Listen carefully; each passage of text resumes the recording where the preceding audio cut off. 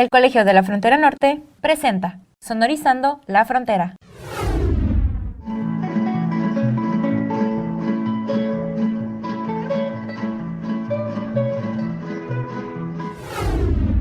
Bienvenidos a Sonorizando la Frontera, un programa que se realiza desde el Departamento de Difusión del Colegio de la Frontera Norte. Yo soy Carlos Martínez y hoy me acompaña José Israel Ibarra González, egresado del doctorado en estudios de migración del COLEF. Israel, ¿cómo estás? Hola Carlos, muy bien, muy contento de estar participando aquí en Sonorizando la Frontera y bueno, poder colaborar con el Colegio de la Frontera Norte. No, Israel, y un gusto tenerte. Digo, y para quienes nos escuchan, pues a lo largo de este programa voy a platicar con Israel sobre pues su tema de investigación, su tesis del doctorado que se titula La integración social de los migrantes deportados y su reconfiguración familiar en la frontera norte de México. Digo, pero pues antes de entrar en estos temas, que seguramente nos van a dar mucho para conversar, Israel, digo, si nos pudieras contar un poco de ti, digo, a qué te dedicabas antes de entrar al doctorado, qué estudiaste en la maestría, a qué te dedicas actualmente, digo, lo que nos quieras compartir de ti. Bueno, te platico brevemente. Yo fui periodista la mayor parte de mi vida, 15 años, prácticamente desde 1999 hasta el 2014 aproximadamente. Y pues trabajé para varios medios de comunicación, tanto aquí en México como tuve la oportunidad de estar medio año trabajando en un medio de comunicación en Madrid. Y durante esa época pues me tocó cubrir diferentes fuentes. Entre esas, una de las fuentes principales pues era migración, ¿no? Porque pues yo estaba aquí en Tijuana y este es un tema que es de la vida cotidiana, ¿no? Y fue uno de los temas que más me gustó, pero yo buscaba pues tener aún un mayor conocimiento sobre el fenómeno migratorio. Entonces, más o menos en el año 2010, a mí me toca ganar una beca y estar eh, trabajando de cierta manera en el diario El Mundo. También teníamos una capacitación con clases una vez por semana. Y bueno, allá me di cuenta que además de todo el fenómeno migratorio que se daba aquí en Tijuana, pues el mundo de la migración era mucho mayor, ¿no? Había personas que estaban llegando de África a España, personas que estaban llegando de Medio Oriente, españoles que se iban a Francia, que se iban a Inglaterra, personas que llegaban de Europa del Este a España.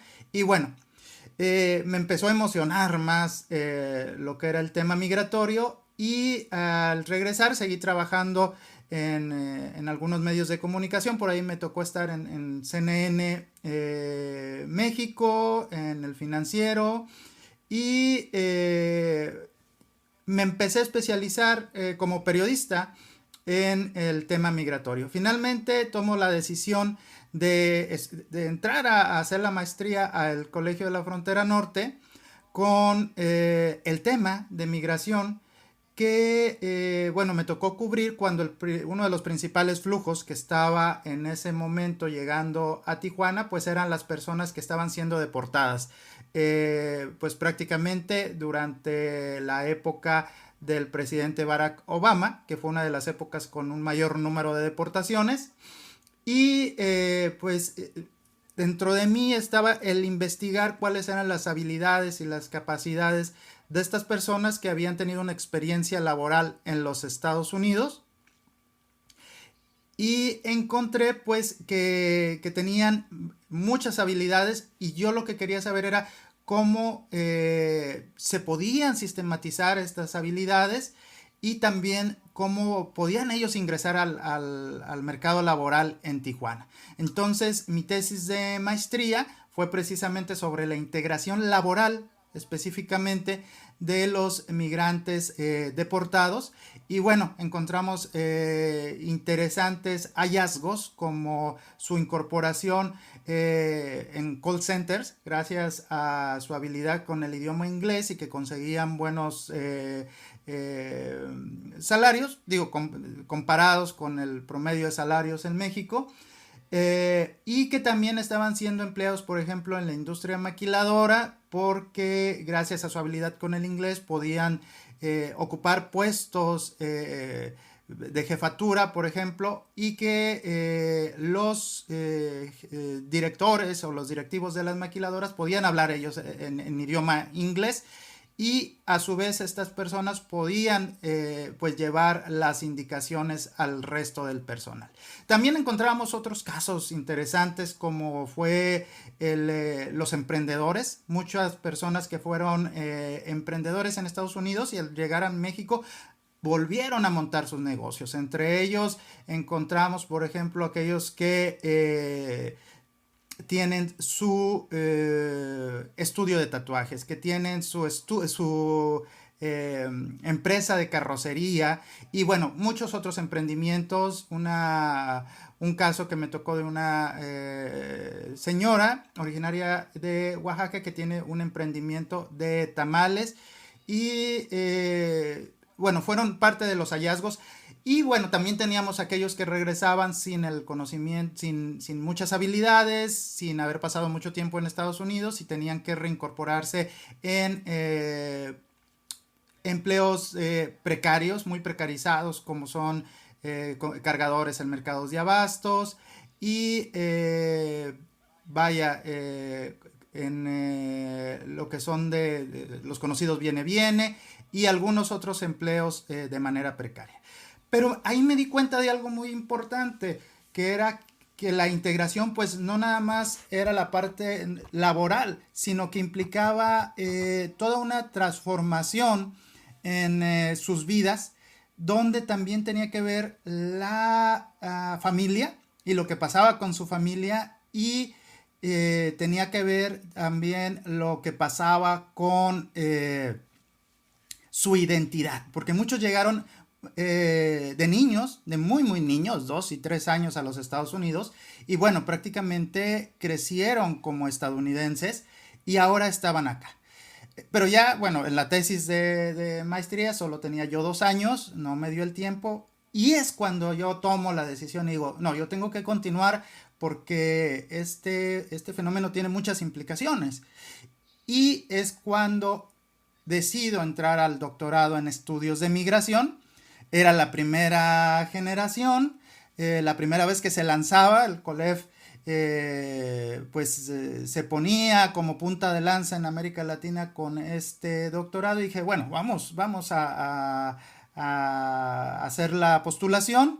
Afortunadamente todo salió de manera muy excelente y fui parte de la primera generación en el doctorado de estudios de migración. Pero ya comencé con el tema de integración social. ¿Y qué implicaba la integración social de los migrantes deportados? Pues 3 grandes áreas. Yo estudié lo que era la transformación de sus familias antes y después de ser deportados. También la parte socioeconómica, que de alguna manera tiene implícito lo que es la parte laboral, pero lleva a otros componentes también dentro de esta temática, entre los que están, por ejemplo, el acceso que ellos pueden tener a una vivienda, el acceso que ellos pueden tener a un teléfono, a agua potable, alcantarillado y muchos otros indicadores de bienestar que no habían sido medidos. Entonces todo esto se incluyó para ver cómo estaban viviendo después de la deportación. Y también un tercer tema que a mí me gustó mucho es la parte de identidad. Es decir, ¿te sientes mexicano realmente? ¿Te sigues sintiendo estadounidense aunque te hayan deportado? ¿Te sientes estadounidense y mexicano al mismo tiempo? Y bueno, fue muy interesante encontrar como las diversas posibilidades en cada uno de estos tres grandes temas, Carlos. Digo, Israel, me resulta como muy interesante, digo, porque digo, yo siempre he vivido aquí en Tijuana y siempre ha sido, pues, siempre he visto este flujo de personas, pues, en la frontera de que llegan, digo, y que quizás para gente que, pues, que tiene la visa es como que cruzar la frontera no implica grandes cosas, pero pues, quizás para migrantes, pues, que han sido deportados, sí es todo un acontecimiento más fuerte, o sea, el regresar a México a un país en que quizás pues no lo sientan completamente suyo, o que quizás sí lo sienten tuyo. Y quisiera adentrarme un poco en ese tema porque me parecía muy interesante. Digo, ¿qué datos encontraste o qué fue lo que encontraste en tus testimonios, entrevistas, de si los migrantes deportados se sienten mexicanos, se sienten más estadounidenses, sienten que solo pues viven en un punto geográfico, pero no sienten ninguna identidad? Y eso me intriga de cómo también se lo transmiten a sus familias y cómo se forman este, estas familias, Israel. Ok, vamos a empezar primero con los hallazgos en cuanto al tema de identidad y encontramos pues tres grandes maneras de asumir la nueva realidad, ¿no? La nueva realidad después de haber sido deportados y encontramos un grupo donde están particularmente aquellos llegados en la infancia a los Estados Unidos, algunos de ellos que fueron deportados y no dominaban el español, que me tocó entrevistarlos.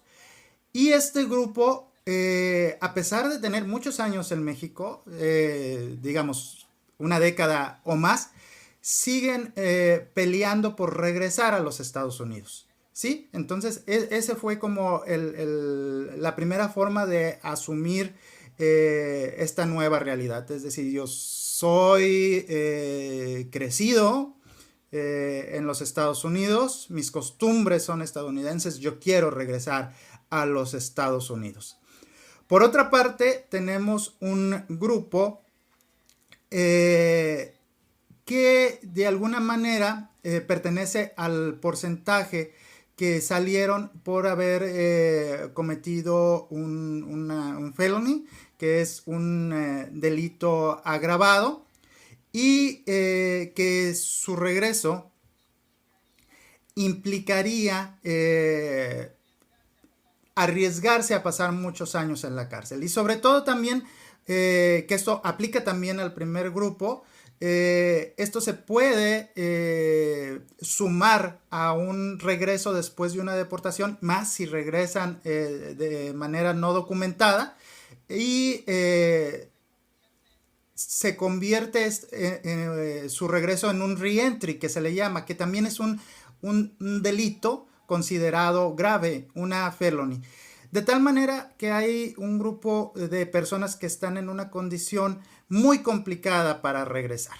¿Sí? Pudieran, de ser detenidos una vez que regresan, pudieran tener muchos años en la cárcel y ellos dicen, bueno, realmente no me voy a arriesgar, me voy de alguna manera a resignar a quedarme en México, a buscarme la vida aquí y a olvidarme de los Estados Unidos. Y bueno, tenemos un tercer grupo que tiene muchas redes familiares todavía en México. Fue a buscarse la vida en los Estados Unidos. Finalmente es deportado, pero regresa a México y tiene pues a la mamá, al papá, a los primos que de alguna manera lo ayudan, lo soportan a reintegrarse acá. Y si bien tuviera la posibilidad de regresar a los Estados Unidos, al no haberse integrado totalmente o a no haber llegado desde pequeño a los Estados Unidos, dice, bueno, ya probé suerte en los Estados Unidos, me deportaron y ahora me regreso a México y pues vuelvo a hacer mi vida con todo el apoyo de mi familia. Entonces estos serían los tres grandes grupos. Aquellos que están aquí pero quieren regresar y tienen una posibilidad porque digamos que no cometieron falta mayor. Salvo aquella de no estar documentados. Un segundo grupo donde sí está relacionada su salida por una falta mayor, que dicen mejor me quedo a arriesgarme a pasar el resto de mi vida en la cárcel. Y un tercer grupo que regresa después de probar, pero se vuelve a reintegrar a México. Son como las tres grandes formas de asumir esta nueva realidad. Y con respecto a la parte de las familias, ahí es súper interesante la reconfiguración que se encontró en los hallazgos, ¿sí? Son cuatro tipos de reconfiguración principalmente. La primera reconfiguración es la tradicional, aquella donde pues deportan al papá o deportan a la mamá y el resto de la familia se viene a México, es decir, si fue mamá se viene el papá con los hijos y rehacen su vida en México. Pero encontramos una segunda reconfiguración que es con una nueva pareja. Y esto fue muy, muy interesante, no lo esperábamos sinceramente, porque encontramos que la persona es deportada, entonces prácticamente se rompe la familia que tenía en Estados Unidos, se queda acá sola la persona deportada, sea hombre o sea mujer, y busca rehacer una familia. Y en esa búsqueda, él o ella contacta a antiguas parejas o conocidos que tenía en los Estados Unidos y esta persona ciudadana estadounidense le dice, te deportaron, ok, no, pues fíjate que yo estuve muy bien contigo, me llevé muy bien contigo y pues yo ahorita ya estoy solo, ya estoy sola y me gustaría irme a México a vivir contigo. Entonces de pronto las redes que tenían en Estados Unidos les permiten rehacer su vida acá. Y las personas, aunque son ciudadanos americanos y tienen que venirse para acá, deciden hacer su vida acá. Y hay una dinámica muy interesante porque la persona va y viene y aprovecha los beneficios de ser ciudadano estadounidense o ciudadana estadounidense para levantar la familia. Pero estamos hablando de que no fue la primera familia que tuvo en Estados Unidos el ciudadano. Y por otra parte tenemos también el caso de aquellos que deciden rehacer su familia con una persona mexicana y seguir adelante, ¿no? Y se pierde la relación con la familia que tuvieron en los Estados Unidos. Y después encontramos lo que es la familia transnacional, que de alguna manera esto ya es más trabajado o se ha visto que es el vivir en los dos lados de la frontera. Si bien el papá o la mamá está deportado en México, el resto de la familia está en Estados Unidos, pero se quedan en la franja fronteriza porque pueden venir a visitarlo. Entonces, en uno de los casos, por ejemplo, el padre venía o viajaba 4 horas desde California a Tijuana para venir cada 15 días a visitar a la esposa que había sido deportada, traía a los niños, convivían aquí al fin de semana, el resto de la semana era llamarse por teléfono, tener videoconferencias y así se daba la vida. Sería como la tercera opción, la vida transnacional. Y el tercer caso es el que no están rehaciendo de ninguna manera la vida familiar las personas que son deportadas, y lo cual es particularmente alto el porcentaje en la frontera norte. Estamos hablando y que pues que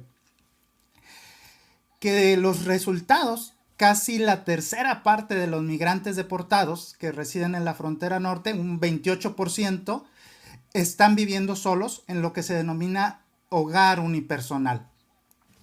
Y bueno, te voy a platicar todo lo que se hizo. Tiene una parte cuantitativa, es decir, está basado en una encuesta, que es la Encuesta Nacional de la Dinámica Demográfica del INEGI. Y por otra parte, también hice entrevistas cualitativas, es un estudio mixto. Trae digamos que las dos metodologías principales fueron usadas para sacar los resultados de la tesis. Y para esto se utilizaron grupos de comparación. Yo comparé lo que fueron los resultados con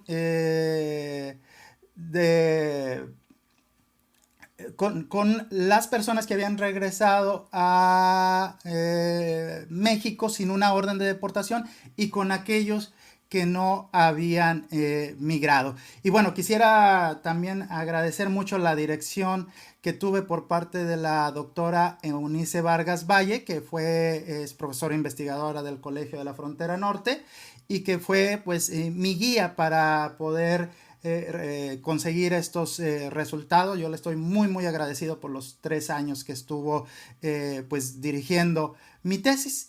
Y entonces, bueno, regresamos. En esta comparación con los grupos, encontramos que el 28% de las personas deportadas están viviendo en hogares unipersonales, están viviendo solos, y es el doble de aquellos que regresaron sin una orden de expulsión, que regresaron por su voluntad, que es 14%.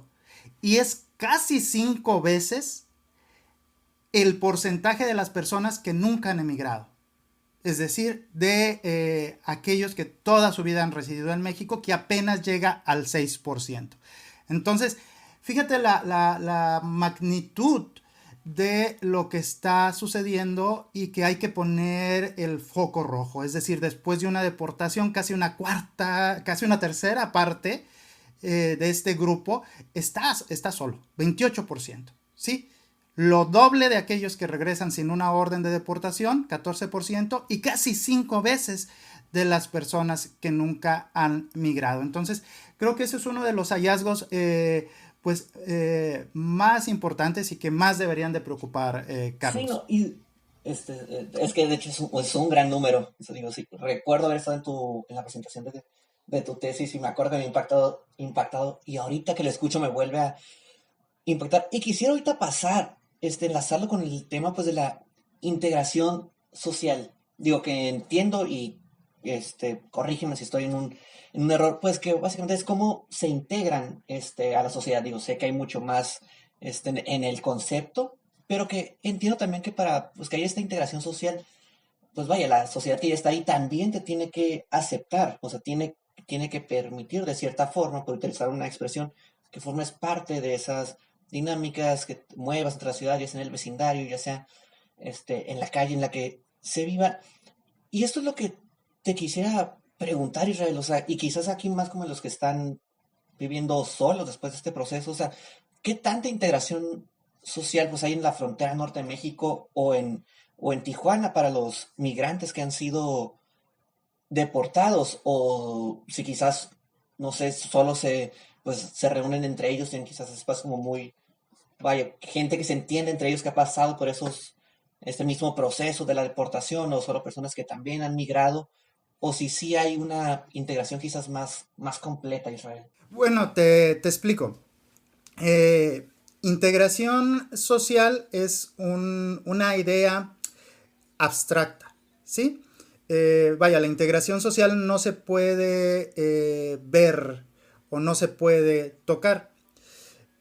Por eso se divide qué es lo que va a implicar la integración social. En ese caso, las partes que integran, válgase, la integración social, en mi tesis eran estas tres divisiones que estaba contenido en la parte familiar, que ya mencionamos ahorita, la parte socioeconómica y la parte de identidad. Estos tres grandes temas conforman la integración social y a su vez cada uno de estos temas, para poder saber qué está pasando, hay que buscar lo que se le denomina en ciencia indicadores cualitativos o variables cuantitativas, que es cuestiones que podemos observar y que podemos medir y que forman cada parte de estos grandes temas que a su vez forman parte de la integración social. Entonces, por ejemplo, ahorita hablamos de la parte familiar y la parte familiar implica integración en el sentido en que ellos pues rehacen o no rehacen una familia, ¿sí? Eso es parte de su integración a la sociedad porque los miembros pueden ser parte también de la sociedad. Es una forma de pertenencia a la sociedad. Entonces eso ya lo mencionamos. La otra parte que también mencionamos era la parte de socioeconómica, que aquí no abordamos a profundidad, pero de manera muy rápida te puedo decir que se construyó un índice para el acceso a bienes de las personas que han sido deportadas y acceso, por ejemplo, a servicio médico, acceso a educación, y se encontró en un mayor porcentaje que el índice de integración, es decir, el acceso que tienen a poder educarse, a tener salud, servicio médico, y a tener vivienda, y a tener internet, y a tener una computadora, y a tener un servicio de agua potable, esta población está por debajo de aquellas personas que los porcentajes están por debajo de aquellas personas que regresan a México sin ser deportadas, y todavía está por debajo de aquellas personas que son que nunca han migrado. Entonces esto es la parte que podemos denominar la integración socioeconómica. Y por otra parte, y te respondo a la pregunta que me haces, que forma parte de la identidad, de los aspectos de este gran tema de identidad, que también forma parte de la integración social, al igual que forma parte de lo socioeconómico y al igual que forma parte lo familiar. Ahí encontramos un sentimiento, particularmente por parte de ellos, de no conocer las costumbres del mexicano. Y de pronto también, pues, en las entrevistas ellos manifestaban que el mexicano tampoco, digamos, se siente completamente vinculado a las personas que han sido deportadas, a pesar de que son mexicanas. Y hay un mecanismo de ajuste, ¿sí? Tienes a personas que son deportadas que en primer lugar piensan en inglés y que les cuesta trabajo comunicar sus ideas en español.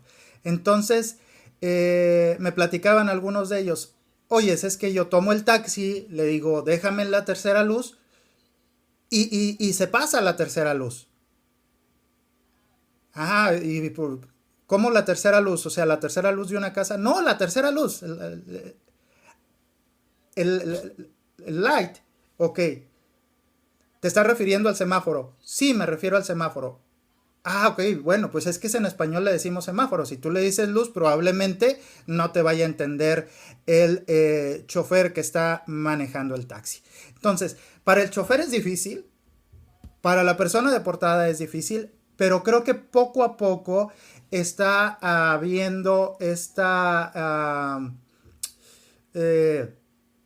adecuación, ¿sí? Tenemos un todo, que es la sociedad que está aquí en la frontera norte, y tenemos un nuevo grupo que va llegando, que son las comunidades deportadas. Al entrar este nuevo grupo en este todo que ya estaba aquí, se tiene que dar un ajuste. Así lo señala la teoría, y es el ajuste que estamos viviendo en este momento. Te puedo señalar de manera particular, en la colonia donde yo vivo, tengo varios vecinos que han sido deportados de los Estados Unidos. Y bueno, yo estaba acostumbrado en la mañana levantarme, abrir la puerta, salir a ver el jardín y escuchar personas hablando en español. En este momento yo salgo y el vecino, good morning vecino, ¿por qué? Porque son personas que están hablando en inglés o están utilizando los dos idiomas. Y bueno, yo como particularmente crecido aquí del lado mexicano, me toca contestarles en su idioma y seguir la vida y hacer esta adaptación. Por supuesto que no es una cuestión fácil ni para ellos ni para la sociedad, en este caso de acogida, porque implica un esfuerzo de adaptación. Y en ese sentido, yo creo que es necesario trabajar en programas de incidencia, es decir, que ayuden a que se dé esta adaptación con las menores fricciones posibles. Y también, pues tener algunas modificaciones, por ejemplo, en la política pública. Particularmente yo creo que es necesario empezar a trabajar fuertemente en la parte de acceso a educación. Muchas de estas personas regresan con los niños que solo hablan inglés y les está costando mucho trabajo adaptarse a un sistema educativo que no es bilingüe, ¿no?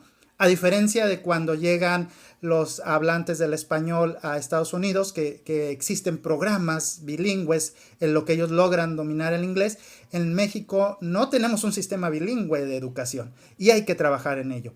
Entonces, yo creo que en esta tesis se pueden encontrar bastantes insumos, tanto para las organizaciones de la sociedad civil que trabajan en los distintos aspectos que tienen que ver con las comunidades deportadas, como también para los gobiernos, ¿no? Para aquellos hacedores de política pública.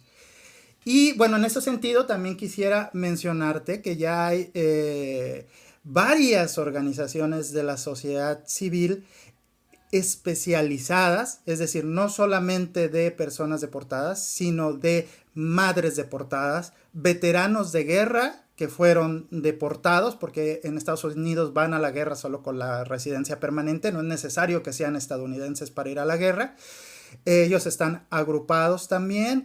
Tenemos otras agrupaciones muy interesantes que están trabajando en el sector laboral y que bueno, es interesante, ¿no? Porque este esfuerzo de disminuir la fricción en la adaptación a su nueva realidad, pues prácticamente vemos que son las organizaciones de la sociedad civil las que están trabajando fuertemente, y a quien agradezco también todo el apoyo que me dieron para la realización de la tesis.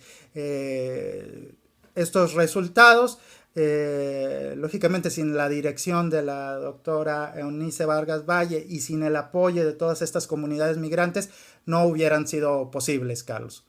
Tristemente se nos está acabando el tiempo. Digo, podríamos haber seguido porque realmente tu tesis da para mucho. Digo, el enlace para quienes la quieran consultar ya está digitalizada y va a estar aquí en la descripción de este podcast.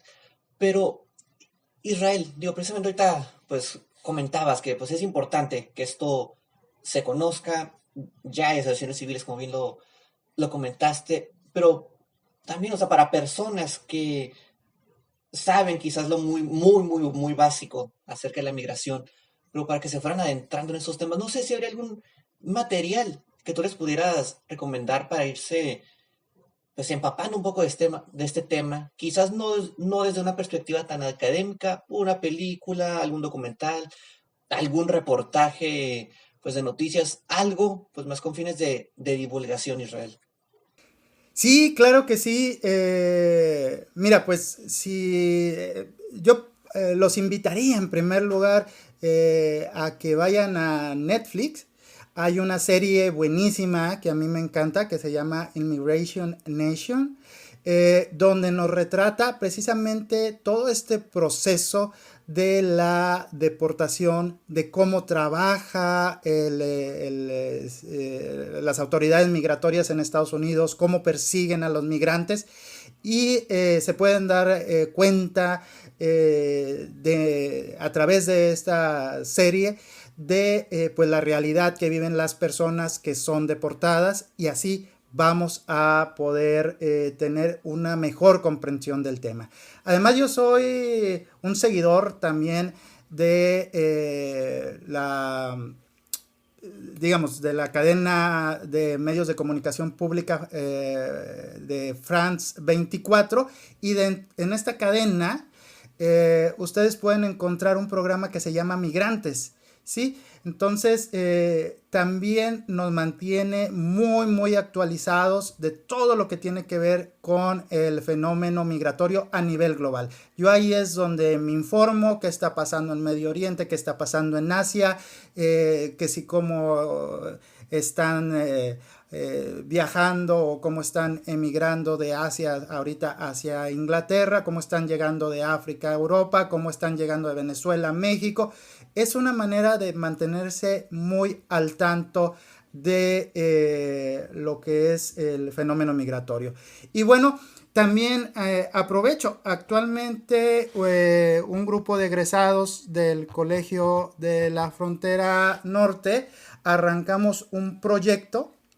Es una consultoría que se llama Continente Móvil y bueno, varios de los integrantes somos comunicólogos y estamos precisamente trabajando fuertemente en transformar el contenido científico acerca de la migración en contenido de divulgación. Entonces, en las diversas redes sociales, en el sitio web de continentemóvil.com, nosotros también estamos subiendo este tipo de contenidos.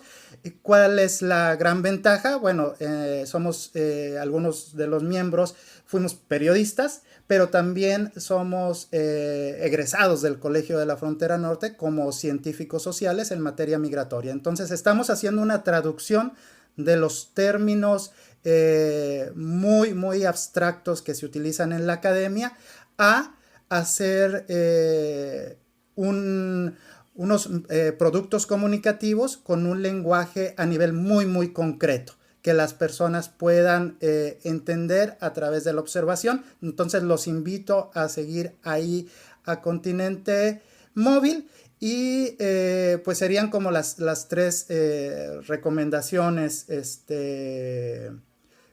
Carlos.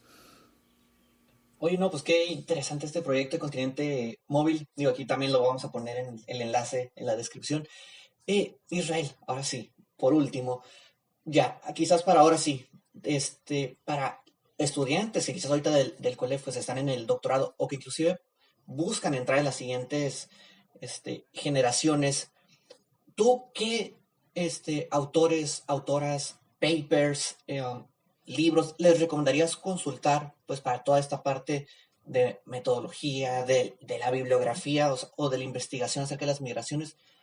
¿Tú a quiénes les recomendarías que se vayan acercando? Ok, bueno, comentarte, Carlos, aprovecho, yo ahorita estoy participando como tutor de la maestría en estudios de migración internacional del Colegio de la Frontera Norte, que es un programa en línea dirigido particularmente a aquellas personas que ya están en el área laboral relacionada con la migración. Y son muy interesantes proyectos que se están llevando a cabo, porque es una maestría profesionalizante, es decir, van a hacer una aplicación del conocimiento en las áreas donde están estudiando, y ahí pues se han presentado muchísimos temas, ¿no? Dependiendo del tema, se van a citar a distintos autores, ¿sí? Pero, por ejemplo, en términos generales, en cuanto a repensar la migración internacional, yo te diría leer a Portes y De Wind. Es una buena lectura sobre cómo repensar la migración internacional. También en lo que es materia de inmigración, gran parte de mi marco teórico conceptual fue construido con Heckman. Este es un autor de un instituto de política internacional que te habla precisamente de cómo se están trabajando el tema de la integración de inmigrantes en la Unión Europea, ¿sí? Hay muchos autores, yo diría que estos son como de los que se me vienen a la mente en este momento. Y bueno, también tenemos autores que tienen que ver con la migración y la comunicación, ¿no? Como es Maldonado Martínez. Te diría o los invitaría también a entrar a las páginas de la Organización Internacional de las Migraciones, de la OIM. Ahí pueden descargar lo que son los informes, por ejemplo, sobre trata y periodismo, cómo se puede hacer una cobertura de la trata adecuadamente, pero también puedes encontrar otros muchos informes actuales que te van a permitir conocer qué está pasando con la migración. Pero depende mucho del tema, Carlos. De verdad, autores hay muchísimos. Yo creo que mi recomendación en términos generales, fuera de estos autores específicos, es que se use